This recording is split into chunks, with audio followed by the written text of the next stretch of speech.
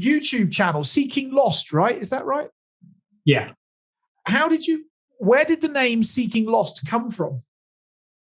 Yeah. So, I think Seeking Lost, it's like there's an obvious, physical kind of, actual sort of meaning behind the name. And just, I like to go to places that are hard to reach and, places that few have gone to, that kind of thing. And, get out into the wilderness and, getting lost. But then there's like the metaphorical meaning where, for me, it's like,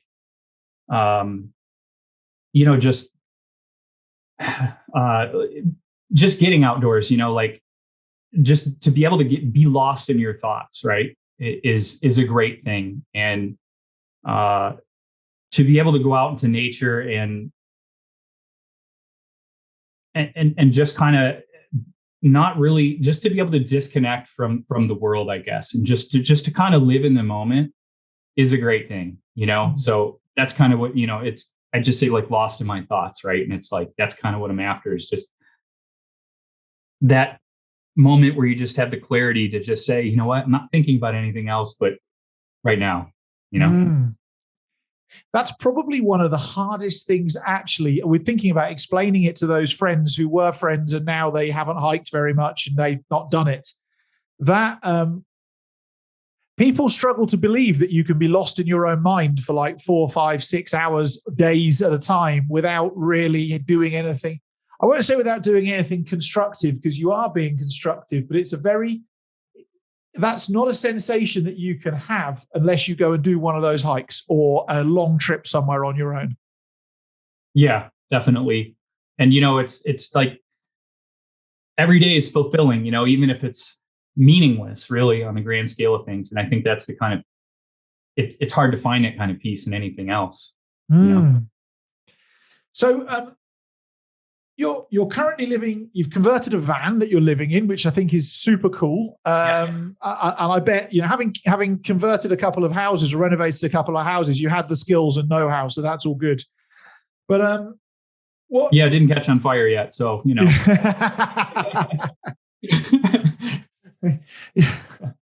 And the thing I found when I was in the US a few years ago, you can sleep, is it Walmart or Costco car parks? You can just go parking lots. You could just go pull up into and sleep there the night, and it's all good.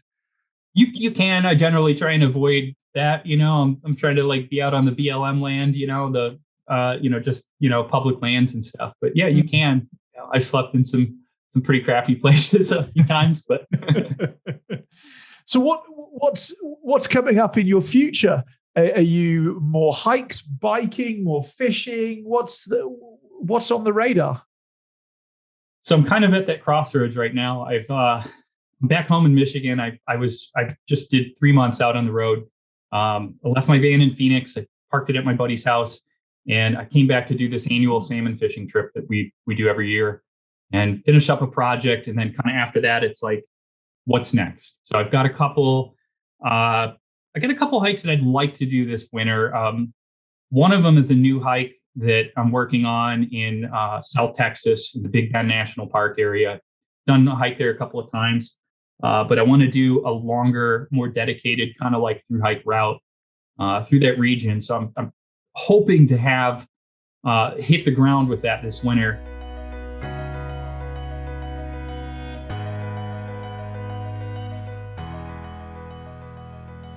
We get Outdoors Nation. Sometimes we are joined by experts, sometimes we're joined by gurus, and today we're joined by a super inspirational guy, Eric. We'll find out more about him in a second.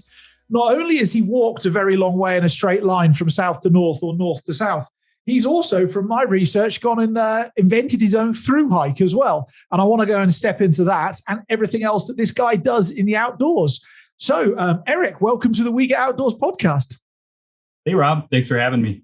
It's a pleasure, mate. Now, you kind of know where the first question is because we spoke about it a second ago, but I've done a lot of big trips in my life, and there's always a weird concoction of things that come together to trigger you to go and do that trip. Ain't that the truth? Yes, isn't it? So often for me, it involves drunk on an aeroplane or something like that, or stuck in traffic. What was it for you that triggered you to go and do the Continental Divide Trail? Yeah, so the Continental Divide Trail was on my radar for 6 years prior to me actually doing the trail. So it wasn't like an all of a sudden thing that I just said, I'm going to do this in a few months. I had watched a couple Englishmen do the trail in 2008, their videos, two guys, Cookie and Paul. They don't have their video up on YouTube, but it's on a website. You can search it, Cookie and Paul, CDT. And anyways, I watched this video like 100 times. I mean, it's a 2.5-hour video. I watched it all the time. It was about their experience on the CDT, and I had just got into hiking myself and, was doing like weekend hikes and week-long hikes and that kind of thing. And then I see this video on the CDT and it's like, how do you walk from Mexico to Canada? How do you walk 3,000 miles? How is that possible? But then you see them do it and they're doing it every day and they're, they got challenges and they're overcoming them and everything's just beautiful. And then you get, just the whole story about everything that's happening, and just, it was like, I want that, but it's like how to get there. Right. So I'm stuck in my job and I'm working, and then, I'm working in a cubicle. I was doing digital marketing, and, one day, everything just kind of fell into place, and I had that realization. It's like, what, if not now, then when? My 3 years was up, at that particular job. My, 401k company matching stuff was going to be vested. The girl that I was dating at the time, we had just split up. I just paid off the house, just finished renovating it. Everything's done. All I had to do is go to work, clock in, collect a paycheck. Super easy. Life was just so cushy. And then I just kind of realized it's like, you're getting complacent, you're just kind of being happy with like the day-to-day stuff. And then I just, I said, what? Forget it. I put the house up for sale. I put in my 2 weeks at work. It was, a month or whatever, 6 weeks I actually put in, and sold the house. I actually sold it. I got my check within like 48 hours before I actually started the hike. So, I mean, the timing was just impeccable. Right. So anyways, yeah, everything just fell into place and I just went for it. And, it was the best move of my life. And had you done much training or preparing for it or planning for it? Or was it just like, well, we'll go to the beginning and freestyle it? Or where were you? I was definitely, I mean, there's like two kinds of people on these trails, the people that don't do any planning and they just go out there and they just do it. And, kudos to them. I was a little bit more of a planner myself. I really didn't do a whole lot of planning in that 6 years. It was just like dreaming. And then the 6 months prior, 5 months prior to doing the hike is when I did all the planning. Just went over the maps and just, pick the alternate routes you want to go and figure out which towns you want to stop at. I had this big spreadsheet I made, so I could carry it with me on my phone and know, everything. And it's definitely the planning type. But as far as, like hiking experience goes, I had been hiking for, 8 or 9 years before that. And I considered myself a fairly experienced hiker, just not on the through hiking level. So I felt ready for that. And then just on a physical aspect, I was out walking every day before work, after work, and it was February, so there's snow on the ground in Michigan. But I would get in, an hour of walking in the morning and maybe an hour at night, and just get in, 4 or 5 days a week. Just trying to like build up toughness in the feet, really, more than anything. Get your blisters going, or not blisters, but your calluses going. So hopefully you don't have blisters on day one. And I really had no physical problems like right off the bat, So the training I highly recommend it, because a lot of people go out and just say like, I'm going to do this and I'll get in trail shape on trail, and you will, but you'll suffer more in the beginning than just like going on a couple of walks before you do a 3,000 mile walk is probably not a bad idea, right? Yeah, the quantity of people I've seen who go and chuck on a brand new pair of hiking shoes or boots at the start of a long hike, and they have that, I'm just going to take it easy and do 10 miles a day for the first week, and then I'm going to up it to 12 or 15. And at the end of that first week, their feet are in pieces, and the idea of upping the mileage is just a non-starter. Yeah. And, a lot of people have shin splints and just a lot of problems, and just seems like the kind of thing, if you're going to walk 3,000 miles, it'd be a good idea to go on a couple of walks before you head out there. But hey, both people are successful, it's just different paths to get there. So And how much of this is a bit tongue in cheek? Says I've planned trips. I've worked in the outdoors since the age of 16. I've planned more trips and expeditions than I care to think about. How much of your planning did you actually stick to and actually use? And how much of it did you get sort of 3 weeks in and you're like, oh, crap, I'll just throw this out and go for it? Yeah, on the CDT, because it's kind of more, I don't know, on the CDT, I stuck to a lot of what I originally planned. I can't say that for my Nevada hike. That was definitely, but that's a completely different thing. The CDT, it's like a proven thing, and you have the information, and once you've chosen it, I pretty much stuck to it. Of course, with a few exceptions, you get forest fires and just other things along the way that throw a wrench in your plans. But the CDT was fairly easy to just kind of make a plan and stick to it.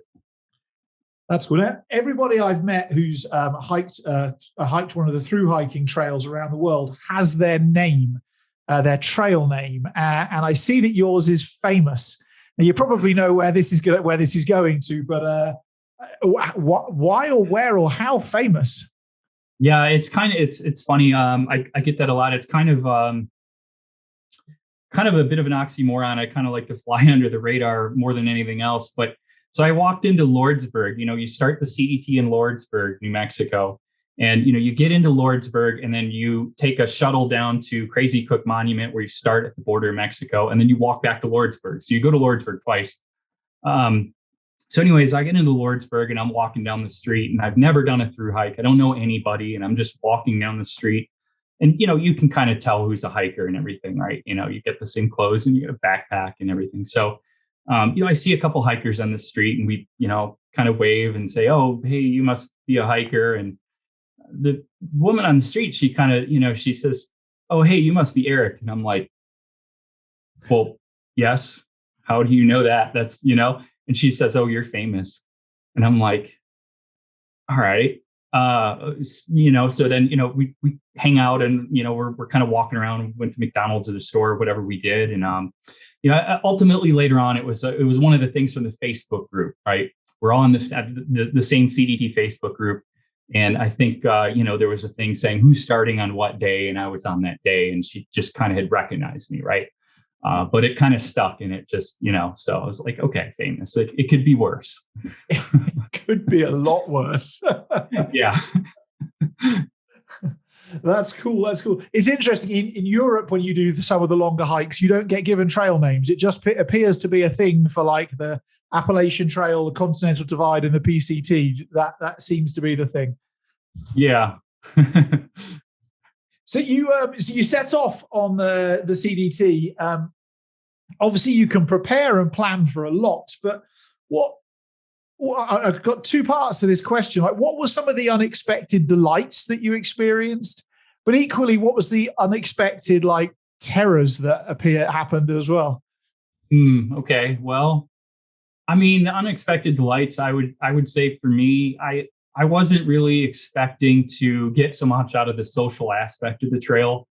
I did a lot of solo hiking, and, was really into, going out as far as you can out into wilderness and getting away from people, and, that was a big reason why I chose the CDT, because, the Appalachian Trail, Pacific Crest Trail, there's a lot more people on it. It just didn't seem to have the same kind of wilderness, experience.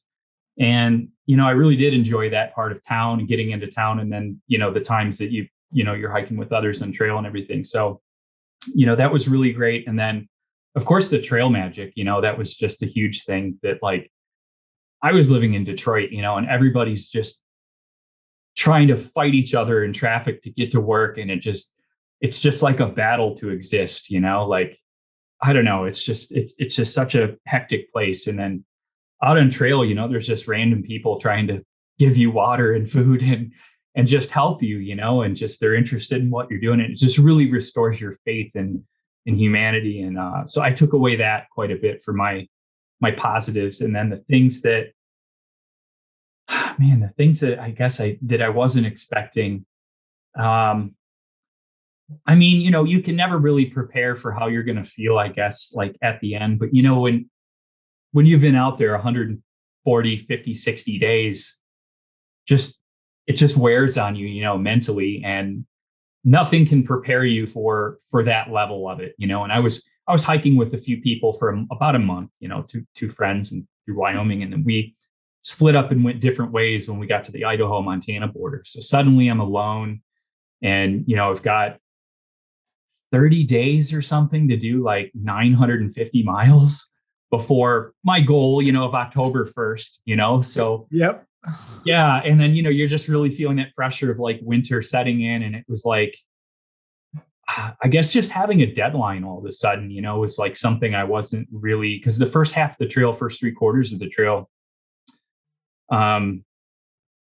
you're aware of a looming deadline at the end, but you're having fun in the moment. Right. And that was great. And then at the end, it was like, oh crap, this is like, follow this. I have to do 27 miles a day average to get to the finish line. There's less darkness. So definitely at the end, just the mental game kind of wore on me more than I was expecting. How was that endpoint when you got to the Canadian border? Was it, I don't know, tell me about the emotions and stuff that were going on when you got there. And so I ended in a snowstorm. Generally you want to finish in like mid-September, third week of September. I finished October 2nd. Definitely wish I took less 0 days and stuff earlier in the trail, because it definitely set me back. But so I actually finished. We had like 2 feet of snow up in the mountains. So there was my two friends. We bailed out of the mountains, and we said, we need to find another way. This isn't going to happen. We don't have snow gear. It's a blizzard. Probably let's just find a lower route, right? So we ended up road walking essentially the last like day and a half to the Canadian border, and I ended at Port of Keegan Border Patrol Station in a blizzard by myself with none of my friends, and it was just the biggest letdown of my life, to be honest. And I wanted that finish so bad at Waterton Lakes on a beautiful sunny day with my friends, and just to be able to get to that monument and just have your celebration, and then walk into town in Waterton and just get a beer, and just, that's like what you have in your mind the whole way. And then just right at the end, the weather just didn't hold out for those last couple of days. And so it was a really, honestly, really depressing end to what, I had just planned for 6 years and everything. But it is what it is. I finished the hike and I did it. And, it's just a lesson that that's just the way it goes sometimes.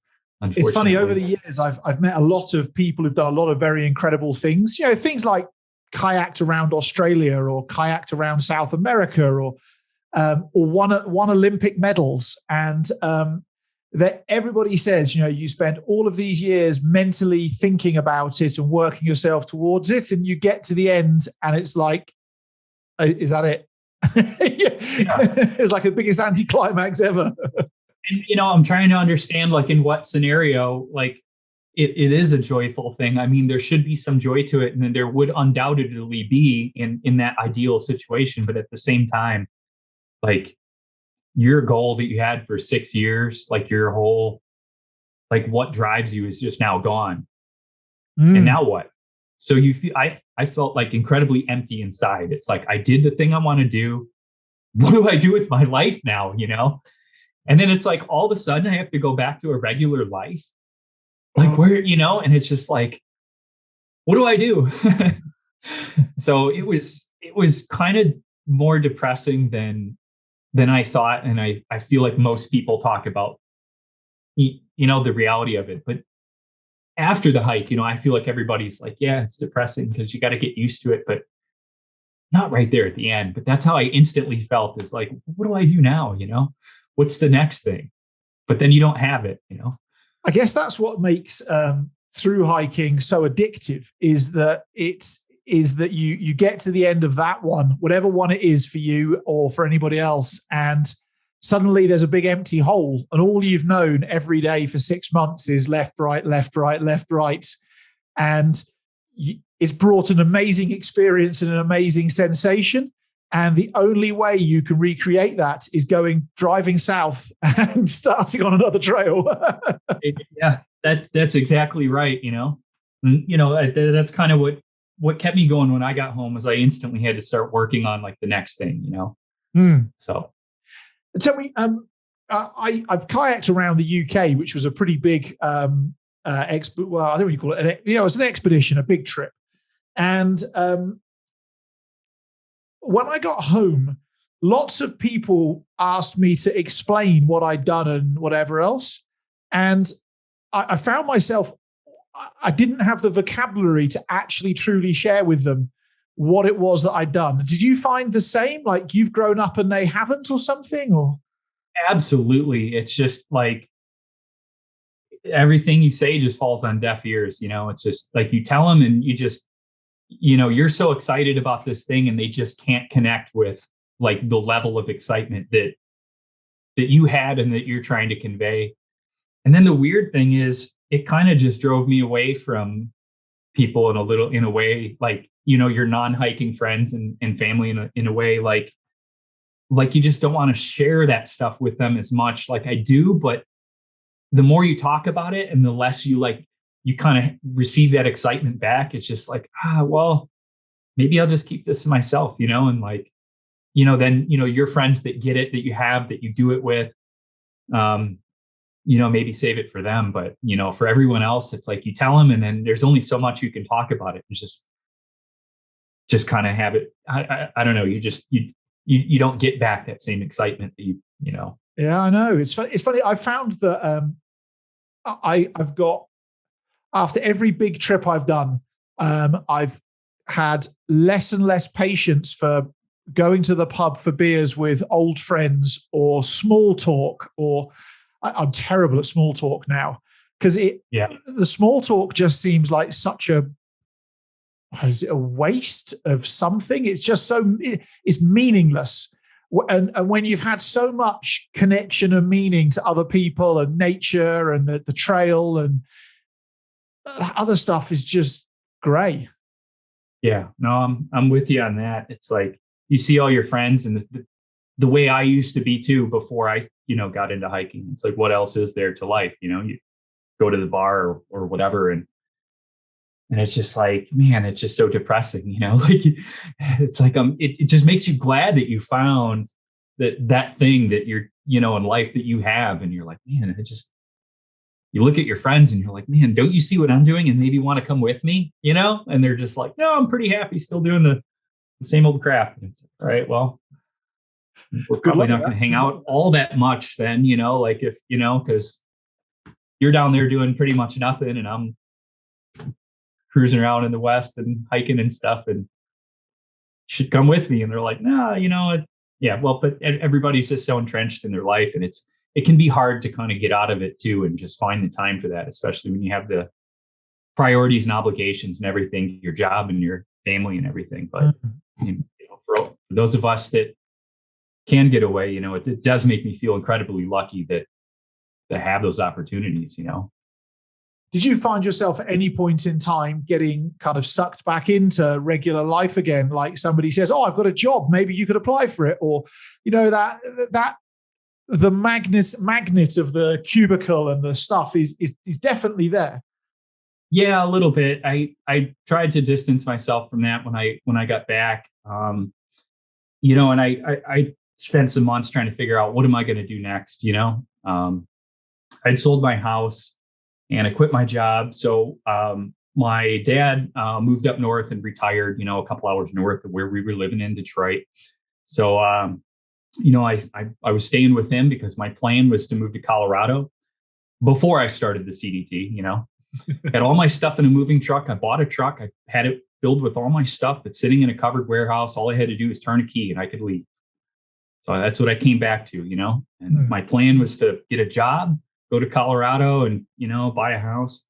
I got back and I started saying, what am I going to do? Trade Detroit for Denver? And it's just another rat race there, that's not what I want. But yeah, what am I going to do next? So I ended up taking the money from my house that I sold and I ended up buying 2 rental houses. So then I spent a year fixing those up. and now I have some income coming in that funds my trips, you know? Yep. So that's the ultimate decision that I landed on is I don't want to be working for, just basically trading time for money. I want to get my time back, and I put in a year of my time into those rental houses, and now, I have the time to do the things that I want to do. And of course I could use a few more, but it's a start, Yeah. And so you, well, actually, let's just step back in time a bit. I'm always curious about what was it in your upbringing that that sort of prepared you to tread a path that not many people tread on. Because, I've got a lot of my friends who would never, I say they're friends, they probably were friends once. I probably haven't spoken to them for 4 years. And if you're listening to this, I'm really sorry. But, if their contract came to an end, they'd get another job, they'd get a bigger house, a bigger car. And that's like how they were brought up as kids. That's the path to follow. And what was it about your childhood that said, actually, it's all right to do what other people would think is crazy shit? Probably none of my childhood. Really? Because I definitely, my parents were definitely just like a regular middle-class family, not, my dad is not, like a greedy person, he's not, so we didn't have that where it's just like, you need to keep working and make money. But it was just, that was kind of like, that's all there is, is like, I remember being a kid and there was really not a lot of, we went fishing and stuff like that. And, once or twice a year. And, when we went camping, it was at a campground that was 45 minutes from Detroit in a paved parking lot kind of thing. So I didn't really have a wilderness outdoor experience when I was a kid. I never had family members that were like, look, you can do anything, and it's okay to do anything. It was always like, if you're lucky, you can get a job in a factory when you get older. And it was like, really? That's what I have to look forward to, So it's kind of the opposite. It's just having that dismal kind of like soul-sucking lifelong experience of working for all this crap that doesn't matter. That was just normal, I guess. And then after a certain period of time, it's like, you know what? It doesn't have to be that way. I can do whatever I want to do. And then you just kind of realize it's like, who cares what other people think? So I'm just going to do what I want to do because that's what makes me happy, That's it. I think that who cares what other people think? I wish that had been taught to me when I was at high school, so that I could just have. I haven't followed a normal path since the age of 16, to be honest. But I really wish I had more of that who cares thing at high school, because I think I might have pushed even harder from the age of 16. Oh, I know. I wish I had that mindset when it took me a long time to get there,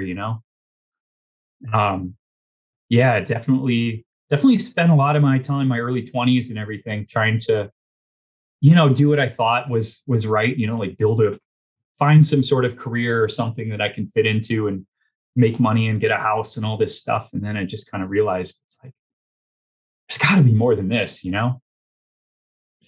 It's funny, isn't it? And so after all of that, you've now spent a couple of years. You've renovated some houses that you for some income, and you mentioned that you've done 100 plus days fishing the other year, that's very, very cool. But what I'm very curious about is, you've done the CDT, but obviously there's the ACT and the PCT as well. And most people just step to a new trail, and yet Eric decided to go and invent a new trail.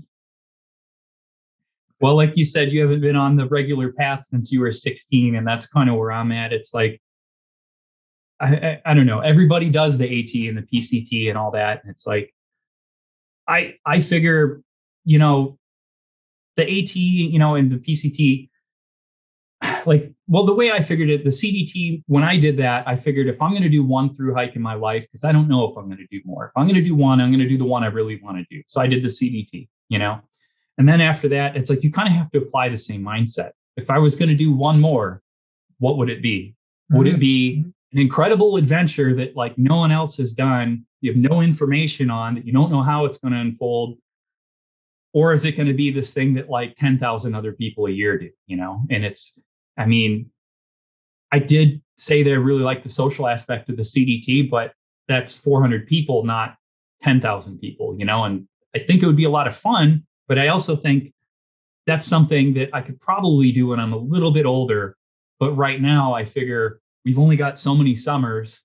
We're getting older, better do the things that you want to do really bad, the things that really drive you. And then, I just don't want to get old and have regrets. Like I could have done this when I was younger, but I was out hiking the AT. It's like, no, I went out and did the thing that, that I wanted to do, that I really wanted to do, because that would be a true adventure, and I guess just kind of having the courage to go after that is like my biggest motivator. Just do the things that you don't want to have regrets about, when you get older. So how did you come up with the Basin and Range Trail? I mean, was it hours and weeks and days looking at months looking at topographic maps, or what was the process? Yeah, pretty much just looking at maps. When I was on the CDT, I was kind of just dreaming about like what to do next, and where would I go? And I was always curious about Nevada. You look at the map, and Nevada is just like a black hole. Like no one talks about it. There's a handful of places, and just nobody talks about it. And I just wondered like what's there. So after my CDT hike, I just started looking at the map, and I'm looking at all the mountain ranges in Nevada, and you can see all these parallel running north-south mountain ranges. And that's all the Basin and Range topography there. And I just kind of started looking at, Google Earth and like some pictures there and stuff like that. And I said, well, that's pretty cool. And you have no idea what those mountain ranges look like. You just assume all of Nevada's desert, looks like Las Vegas or whatever. And it's not, I mean, it's a complete, Las Vegas is its own thing. And the rest of Nevada is like the low valleys are 5,000 or 6,000 feet, And then, yeah, so basically the more I looked at it, I just said, well, this is really interesting, and well, I wonder what's up here. I wonder what's on that mountain range. It's 12,000 feet. The view's got to be pretty good. It's overlooking a desert, man, that's got to be a great view, And the more I looked at it, I was like, it'd be really cool to put together a trail through all this, like I don't know anything about it. And it's like stuff that you're never going to see otherwise. I'm never going to drive out to Nevada and just like hike this one mountain range, right? Like maybe. So yeah, I just started looking at the maps and kind of like plotting out like various things throughout the state that looked cool, that looked interesting, good view of cave, a hot spring. And I just created a line to connect as many of them as I could. And then, just try to refine it and everything, then try to find water along it. Okay. That's a topic for a whole different, probably 3-hour podcast, to be honest, about finding water in Nevada. Were you using pre-existing trails and gluing them together, or were you bushwhacking, or how was it working? There's not many pre-existing trails. There's some. I would say there's maybe like 10 to 15% of the route was pre-existing trails, and then a good chunk of it's bushwhacking and just like off trail. And then there's a lot of 4x4 roads that are pretty faded out, and it's almost like a trail experience. And trust me, after bushwhacking for a while, and then you get to like this piddly little 4x4 road, it's like, I don't even care that I'm hiking a road, because, it's a nice mental break from like wading through sagebrush.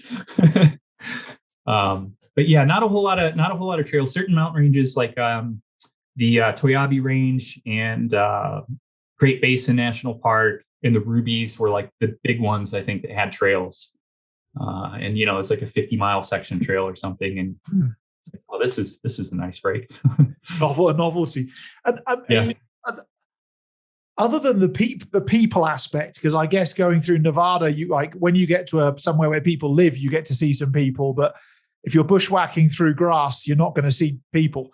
Other than the people, what were the biggest differences between the CDT and the Basin and Range Trail that you did?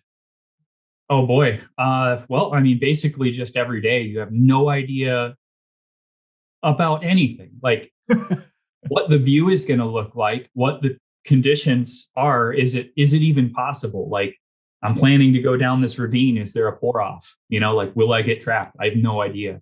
There's none of that on the CDT. Like, unless you're just going off the actual route and doing your own little alternate or something. But literally every day is just like, I don't know what's going to happen, how it's going to play out. I don't even know if this is possible. And the same thing with water. It's like, well, I guess I'll fill up with 7 or 8 liters here because I have no idea if this water source is going to pan out. And in the CDT, you open up Gut Hook and it's like, oh yeah, this guy said there's plenty of water here like 2 days ago, so it should be fine. Basically just kind of winging it every day, and it was awesome. That's an incredible adventure. What was there? What were the moments? Was there a gully with a pour off that you had to turn around from, or what were those experiences? I mean, I didn't hit anything that was like, okay, I'm definitely not, like, I'm really screwed because I worked myself into this one position and I couldn't get out.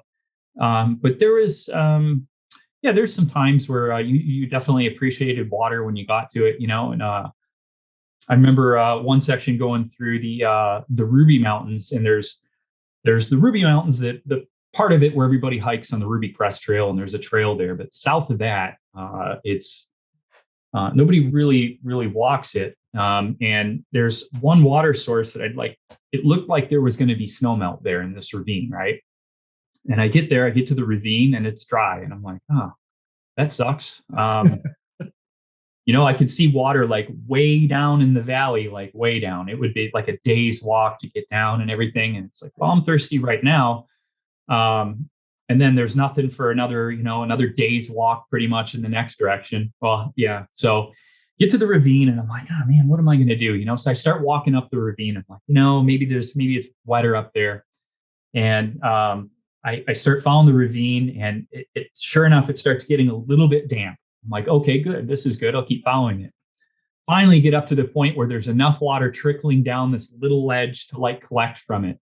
And like, I was already kind of resigned to the fact that I probably wasn't going to get water and I was screwed, and I found it, and it was just like the best moment, it's, stuff like that was like really powerful, it's like, it just makes you feel like you're alive, So that whole level of self-reliance has to be much higher on something like that, where you don't know what you're doing or where you're going, than something where you said, where you can go on an app on your phone and find out, oh, there was water there 2 days ago, we're all good. Absolutely, yeah. It's like the CDT back, when people did it in the 70s and they didn't have cell phone apps and, cell phones or, Gut Hook or whatever. They didn't have anything, Yeah. And I always thought about what kind of an adventure that must have been for those first few people doing it.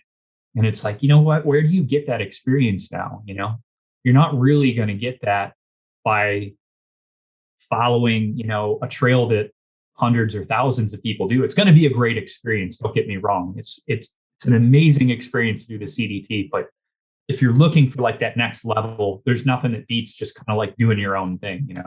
It's just incredibly rewarding to do all the planning and stuff yourself. And then, when things work out, you pat yourself on the back, and when they don't, you've only got yourself to blame, and then you got to get yourself out of it. So, are you going to create any resources or anything for people who want to be like the second, third, and fourth person to go and do this Basin Range Trail?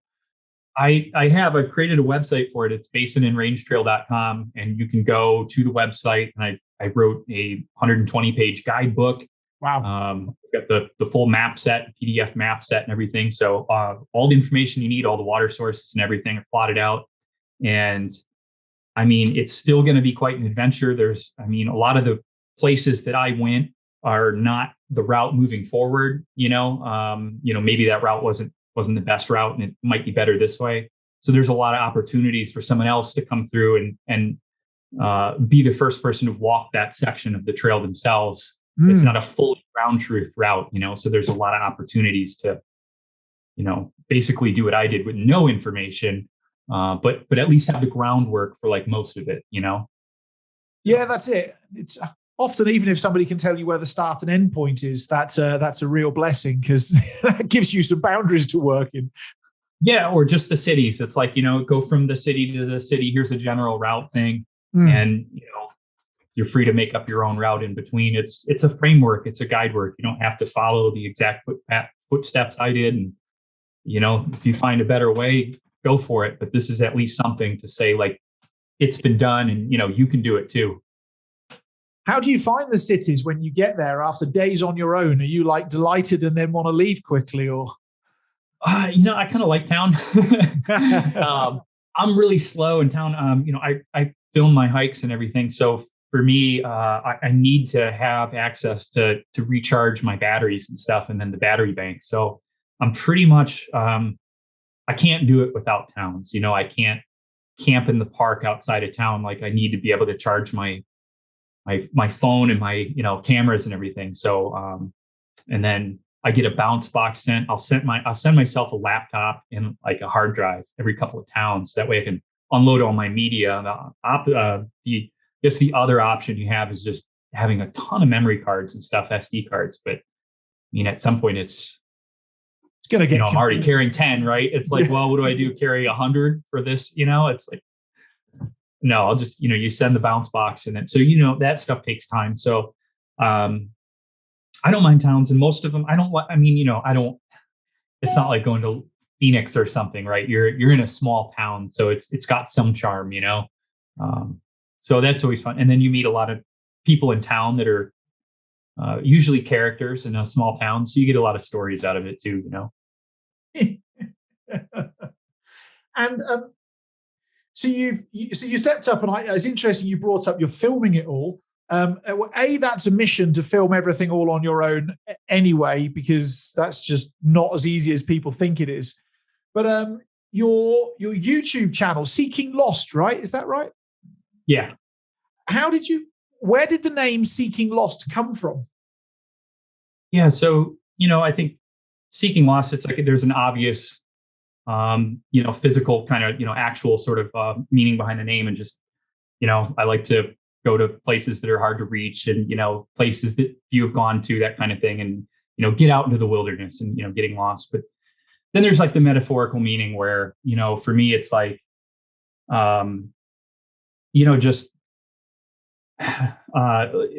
just getting outdoors, like just to be able to be lost in your thoughts, right, is a great thing. And to be able to go out into nature and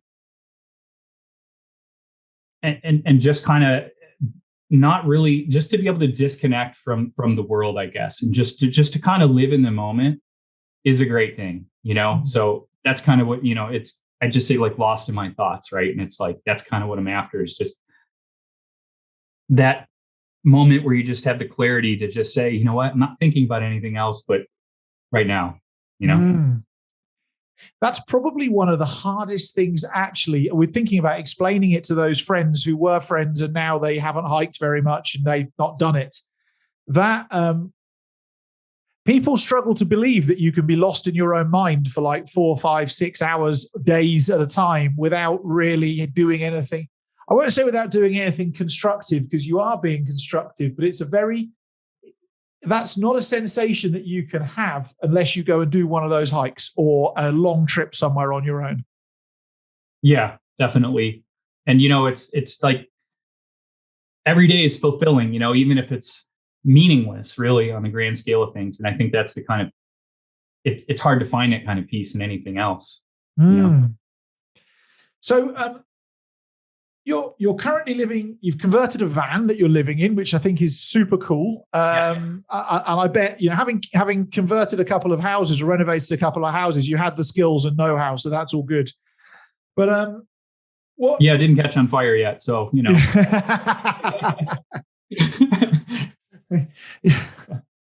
And the thing I found when I was in the US a few years ago, you can sleep, is it Walmart or Costco car parks? You can just go parking lots. You could just go pull up into and sleep there the night, and it's all good. You can. I generally try and avoid that. I'm trying to like be out on the BLM land. Just public lands and stuff. But yeah, you can. I slept in some pretty crappy places a few times, but. So what's coming up in your future?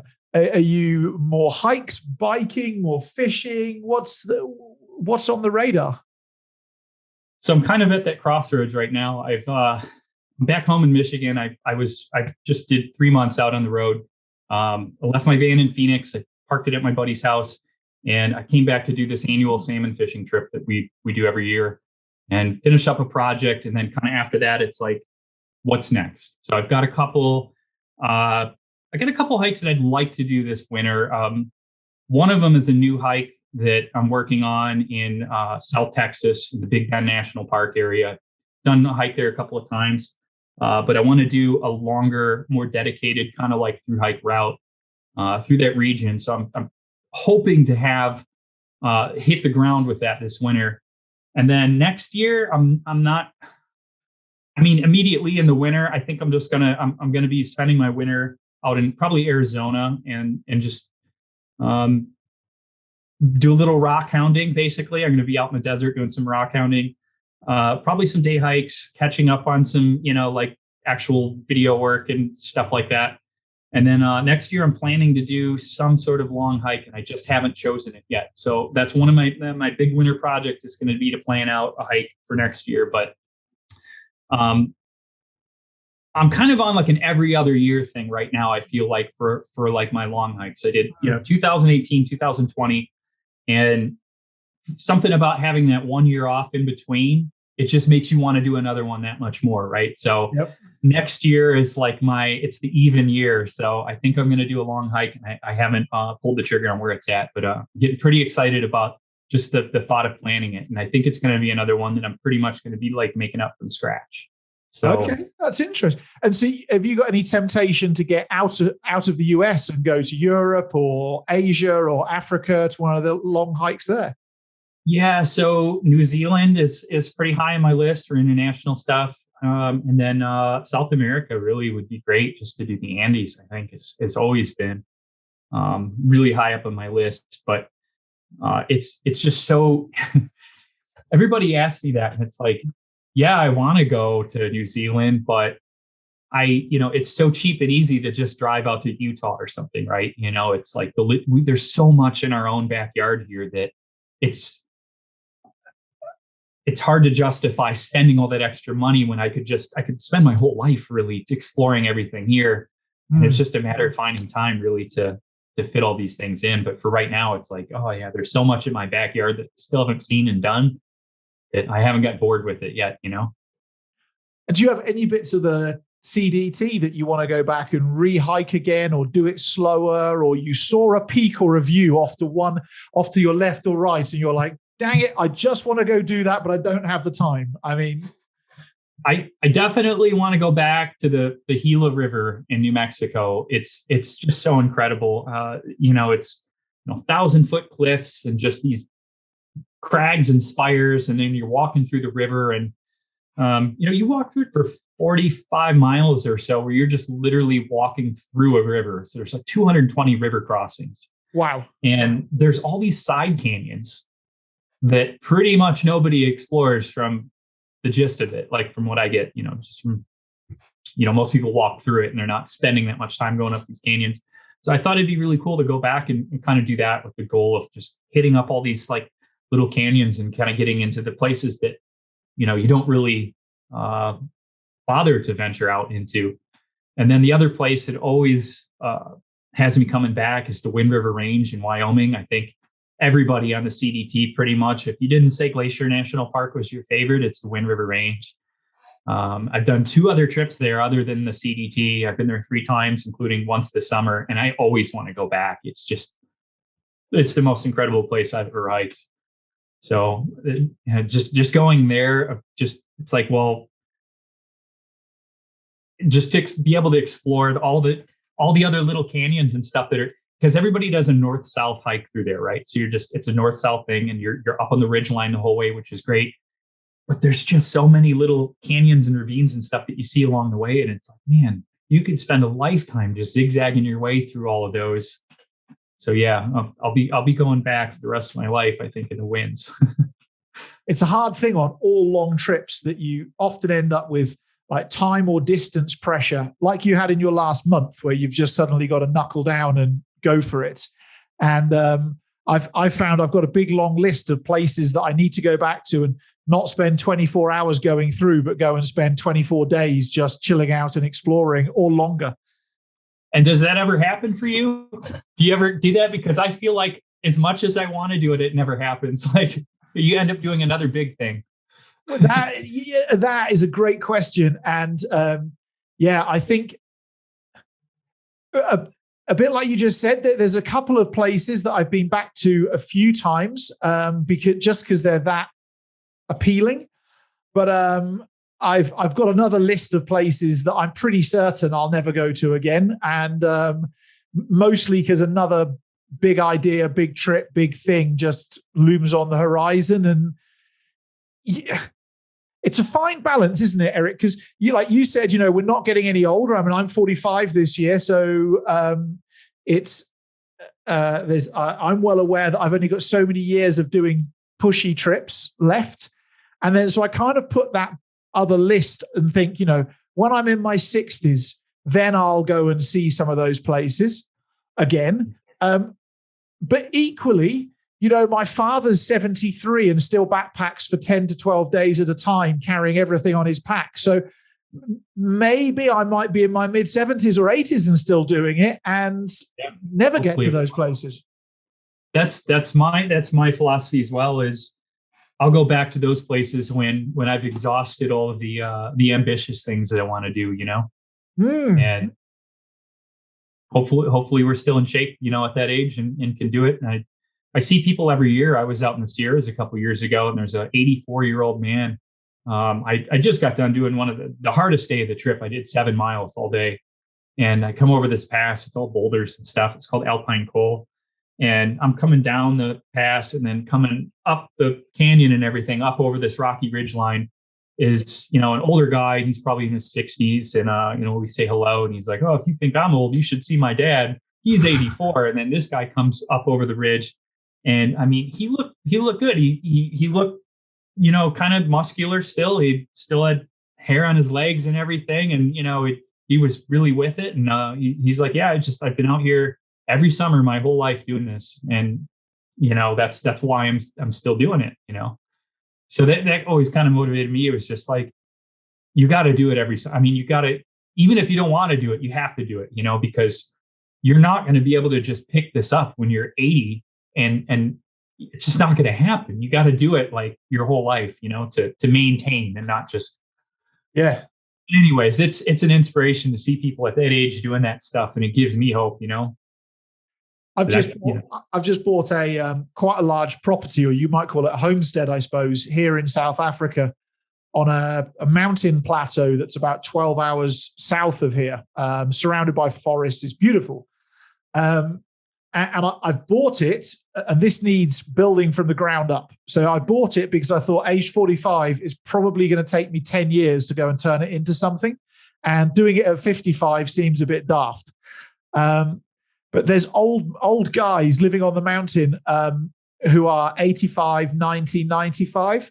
And they have, when you meet them in the pub, they shake your hand and you think they're going to break every bone in your hand. And they are the toughest guys you've ever met. And for them, hiking 10 miles to the pub just seems like a normal Sunday thing to go do. Do you know what I mean? Whereas I think a lot of 85, 90-year-olds would be, what a stupid idea. Yeah. Yeah, but you got to do it. You got to be doing it your whole life, and like that's kind of something that was instilled in me, is just like, this is setting what we do kind of sets us up for hopefully that lifestyle when we get older, is just to be able to continue doing it because you've been doing it your whole life, So I don't know. I see a lot of my grandparents and stuff that didn't weren't very active, but it doesn't have to be that way. You can be one of those people that are still doing it, but you got to want it, and you got to keep doing it, So. Yeah, I read some research a few years ago. It was talking about retirement and how to have a healthy, long, happy retirement was sort of the theme of it. And they were saying I can't remember the 3 core things, but one of them was to be active to the point of exhaustion every day, There was something else about setting goals everybody else thinks is crazy, like for your age. And I think the third thing was about doing more stuff for others, having a purpose to wake up for in the morning. I'll let so and so down if I don't get out of bed and go and do this, this, and this. Maybe those are pearls of wisdom for us in 20 years' time, when we're like most people we went to school with are retiring, and we're like, no, there's the Andes Trail. We got to go do that. Yeah, exactly. Cool. Well, so my final thing for you, before we wind this up, is, and you'll have had this question asked you probably a bunch of times before, but the reality is there is a bunch of our listeners today who've got their eye on doing something, their version of incredible. Be it a long hike, be it just taking 6 months off work and traveling somewhere. Other than the usual thing of, listen, guys, just go do it. Like, what practical advice do you have for people who are like, who've got the dream, but they haven't yet pulled the trigger on it? Oh, man. Well, like you said, other than just go do it, but that's what I would say is literally, it is just, you kind of have to come to that conclusion in your mind. Like, you have to just say, I want this so bad that I'm willing to make the sacrifices in my life to make it happen. But you have to make some sort of sacrifice. I think that's the thing that holds people back from doing these kind of things, is that it does take some sort of sacrifice. Like, sure, everybody would probably go and do this. Not everybody, but a lot more people would say, well, yeah, if my job would hire me back, and if I didn't have to pay rent while I was gone, that I would go and do that thing. But it's not that easy. I mean, you have to make some sort of sacrifice to make this amazing thing happen. And you just kind of have to want it bad enough to be ready for it. And I mean, that I guess that's pretty much it. It's just, if you're not willing to make the sacrifice, you're not ready for it. But in your mind when it's time, when you're willing to cut out a lot of the things in your life that your friends and everything, and just you've been taught are maybe basic comforts, or like things that we all need to have. So that's it. But yeah, and just kind of having something, just something to motivate you, right? Like somebody else's experience, somebody, you watched a video or saw a picture or read somebody's story or something, and then just like keeping that fresh in your mind, and like for me, it was always in my face. I kept watching that video, like I said, Cookie and Paul's video, and I watched it so much that it couldn't have been, like, there's no way I'm not going to do it, because you're just so invested in it, But I guess just keep it like fresh in your mind, and like definitely keep it in your face. And you want to force yourself. And then of course, the more you tell people about it, the more you feel obligated to follow through with the thing that you said you're going to do. Right. So tell as many people as you can, what you're going to do. And then also, I'd heard somebody say, if nobody's laughing at your dreams, maybe you're not dreaming big enough, So once you know that people are saying you can't do that, it's too big, or you're crazy, it's not going to happen, or whatever, you kind of know you're on the right track, and then it motivates you to follow through with the thing you said you were going to do. I had a mentor when I was younger say that everybody in the Western world has a glass. You can't see the glass, but a glass that's full. You've got pretty much everything you need in the Western world, and if there's other experiences that you want to have, you've got to be prepared to pour some liquid out of the glass to create space for those other experiences. But unless you're prepared to pour and make some space, the experiences will always elude you. And it's very interesting how little you really need when you start pouring out of the glass. You don't really need that much. Yeah, no, that's a great way to put it. That's exactly true. Is you can be happy with so much less than you think, that you have or that you need. And I think everybody kind of does these long trails, long hikes, and just anybody that gets into nature to some extent, realizes that on some level. So it's a great way to be, even if just for life in general, to not be so indulgent, I guess, in every little whim that, pampering ourselves. It's like, no, you can cut back and live a pretty modest life and be really happy, So yeah, you need far less than you think you do. That's awesome. Exactly. Eric, thanks so much for your time. If folks want to reach out to you, find you, stalk you online, any of those things, where's best for them to find you? So I'm on YouTube under Seeking Lost, as well as Instagram and Facebook under the name Seeking Lost. So stop by and say hello. Cool. Stop by, say hello, and maybe you can go and bump into Eric on a trail somewhere, or buy him a beer when you see him on a cold, wet day and he's got a big pack on his back. You got to find me first. You got to find you first. That's it. The elusive Eric. Eric, thanks so much. The world genuinely needs people who are prepared to go and quit their job, sell their house, put a pack on their back and say, this is me. Because I think the world would be a very, very boring place without people like you in it who are willing to just go, screw it, I'm going to do it, and we'll figure it all out afterwards. So thank you so much for inspiring us, and thanks so much for your time today. Yeah, thanks for having me, Rob. Nice talking to you. Likewise.